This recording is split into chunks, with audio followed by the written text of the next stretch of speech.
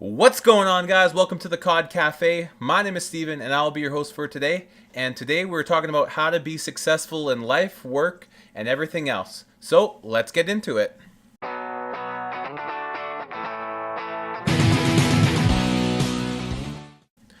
So first of all, if you want to be successful, you need to define what success means for you, because success is different for everyone. For one person, success might mean that they're a woman and they want to be a stay-at-home mom. And for a different woman, she might want to be a politician or a doctor or a janitor. Success is what it is for you. Success for one person is completely different than success for another person.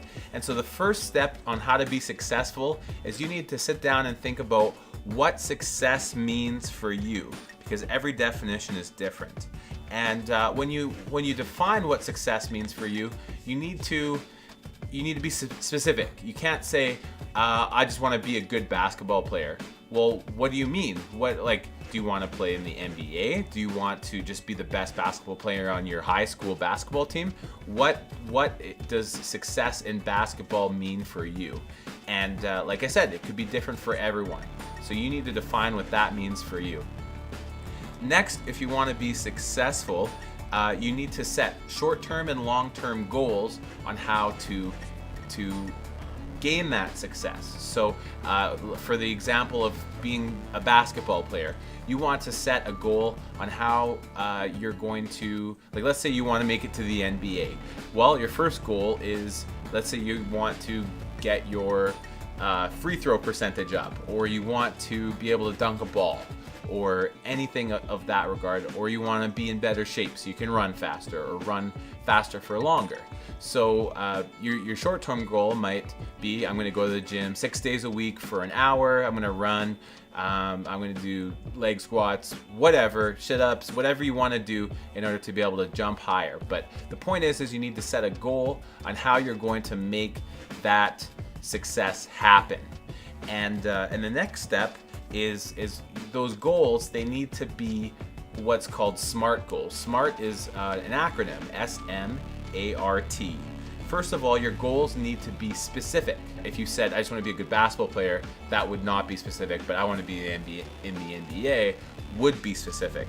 Next, your goal needs to be measurable. So you can't just set a goal, but have it be a goal that there's no way of measuring what it is. So rather than saying, I want to be a better free throw shooter, you want to say, I want to be able to shoot 90% from the free throw line, or 80%, or whatever the number might be.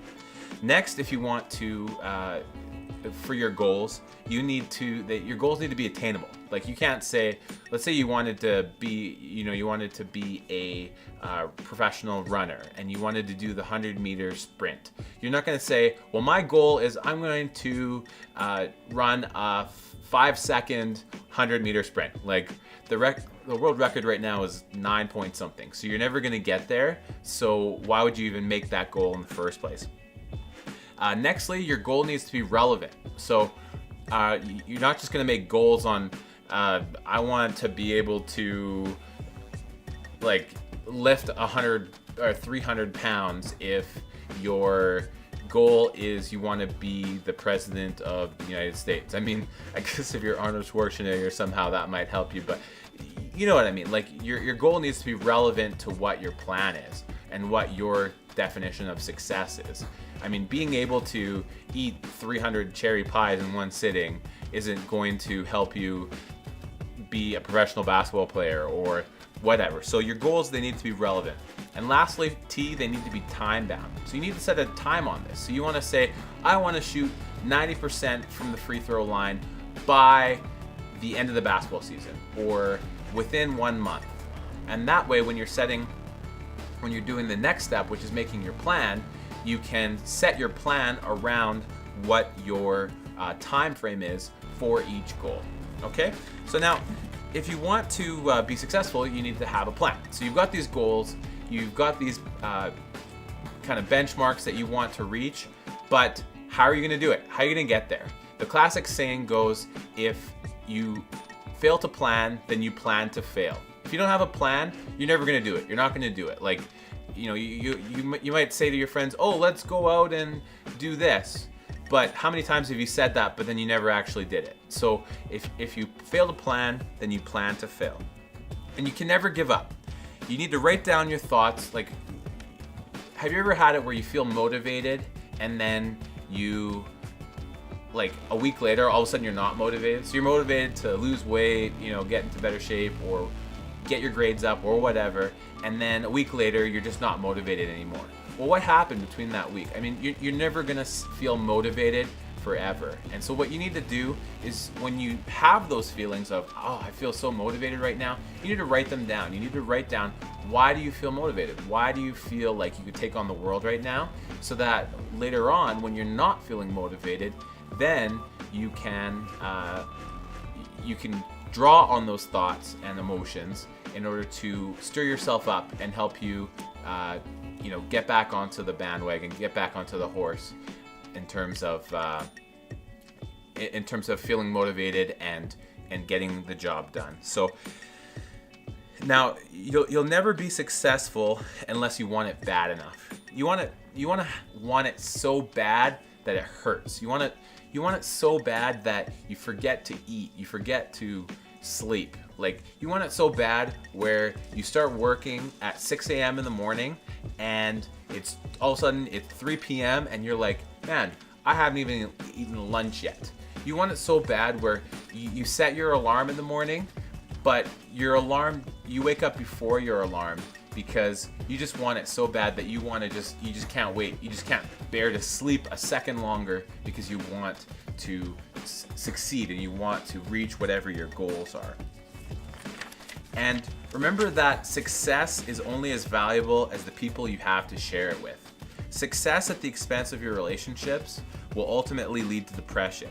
If you put your entire self-worth into your accomplishments, then what happens if you fail? Or what happens if something happens to you? For example, let's say you put all your success, all of your self-worth into your how good of a basketball player you are. Well, what happens if you hurt yourself physically and you can't play basketball anymore? Well, now you have nothing. What happens if you reach or you set a goal, you put all your self-worth into being able to reach that goal, and then you fail? Now you have zero self-worth, and where do you go next? You need to put your self-worth in your ability to love others, your ability to be the best son, daughter, husband, wife, dad, mother, cousin, auntie, uncle, whatever, friend. You need to put your self-worth into your ability to love others and to provide for them, to love them, to show them that you love them, to care for them, and to make a positive influence in this world. The ultimate success is to love and to be loved. Thanks a lot for watching this video, guys. I really hope you enjoyed it. If you did, please leave a like below so that people can see that you like it and so more people can find the video.